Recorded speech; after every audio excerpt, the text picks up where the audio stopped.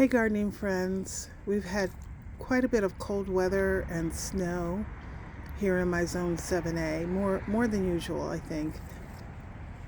Today's a pretty nice day, so I decided to go out and just check the garden to see how it was doing. And as you can see, I really let the bed go to sleep naturally. I did not cut back anything. I'll do most of that in the early spring. But in the meantime, things are looking quite rough in many of the beds.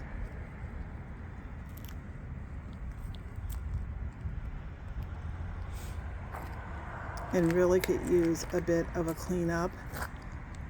I have my climbing rose. There's a bunch of verbena. Right there is green twister, echinacea, peony, agastache.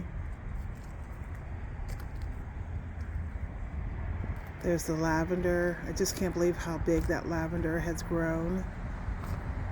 There's Montauk daisy. Still looking pretty majestic, even though it's very brown. And there's a caramel heuchera growing there. And then right next to it is my sedum that was gifted to me from my father. And as you can see, it has started to push growth already. Spring can't be far away. Happy gardening.